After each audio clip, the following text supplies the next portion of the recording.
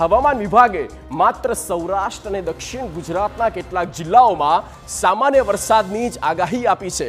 એટલે હાલ તો દિવાળીએ મેઘરાજા કોઈ વિઘ્ન નહીં કરે।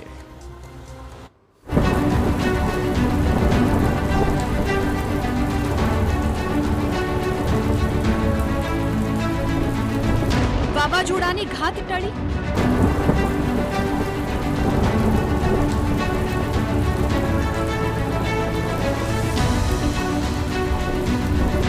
દરિયામાં જ વિખેરાઈ જશે વાવાઝોડું।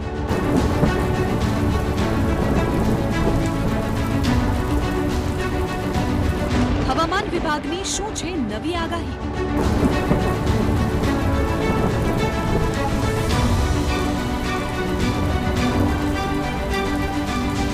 વાવાઝોડાનું થઈ ગયું સુરસુર્યું। અરબ સાગરમાં રહેલા વાવાઝોડાએ ગુજરાત તરફ વળાંક લઈ લીધો છે અને હવે વાવાઝોડું ગુજરાત તરફ આગળ વધી રહ્યું છે। જો કે સારી વાત એ છે કે હવે વાવાઝોડું ખૂબ જ નબળું પડી ગયું છે અને જેમ જેમ વાવાઝોડું ગુજરાત તરફ આગળ વધશે તેમ તેમ હજુ પણ નબળું જ પડતું જશે અને પછી દરિયામાં જ વાવાઝોડું વિખેરાઈ જશે અને ગુજરાત તરફ માત્ર ડિપ્રેશન બનીને જ આવશે, જેથી માત્ર સામાન્ય વરસાદની શક્યતાઓ છે। એટલે વાવાઝોડું દિવાળી નહીં બગાડે ત્યારે સાંભળો હવામાન વિભાગે વાવાઝોડાને લઈને શું કરી છે સૌથી નવી આગાહી।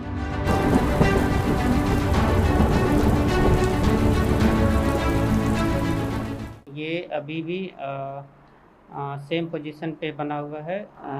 जो इसकी पोजीशन है वो नॉर्थ ईस्ट अरेबियन सी एडजॉइनिंग वेस्ट सेंट्रल अरेबियन सी और ये जो पिछले 6 घंटे में 18 किलोमीटर पर आवर की स्पीड से मूव कर रहा है और जो इसकी डायरेक्शन है वो वेस्ट साउथ वेस्टवर्ड डायरेक्शन है और ये कल 6 अक्टूबर मॉर्निंग तक इसकी जो डायरेक्शन होगी वो वेस्ट साउथ वेस्टवर्ड डायरेक्शन रहेगी।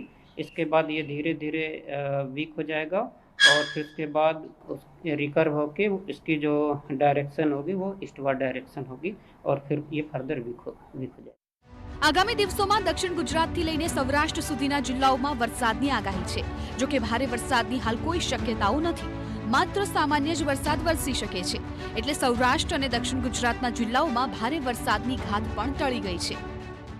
इम्पैक्ट को देखते हुए आज के लिए फिशरमैन की वार्निंग है जो एंटायर गुजरात कोस्ट के लिए। जो विंड की स्पीड है वो 45 से 55 और साथ में जो गस्टी विंड है वो 65 और दोनों कोस्ट के लिए सिग्नल है, जैसा कि नॉर्थ कोस्ट के लिए नॉर्थ गुजरात कोस्ट के लिए LCS3 सिग्नल है और साउथ गुजरात कोस्ट के लिए DW2 सिग्नल है और रेनफॉल की बात करेंगे तो लाइट टू मॉडरेट रेन का पूर्वानुमान है।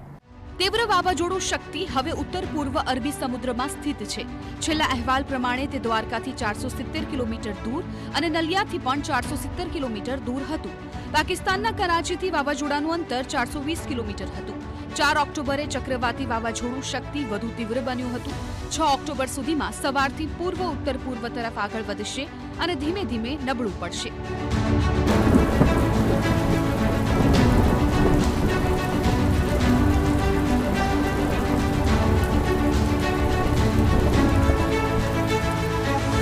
વાવાઝોડું પૂર્વ ઈશાન દિશામાં આગળ વધશે।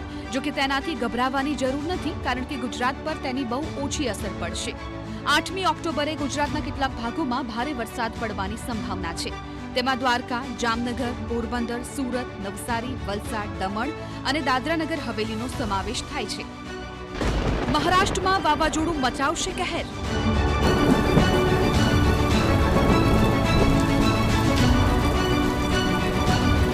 अनेक जिल्लाओं में हाई एलर्ट।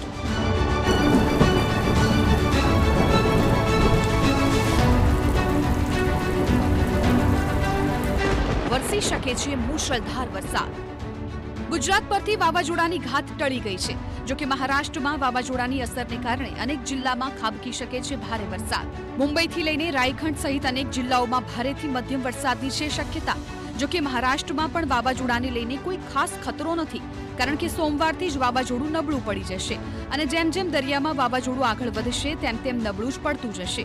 આમ દિવાળી પહેલા દેશના લોકોને મોટી રાહત થઈ છે। Bureau report, TV9।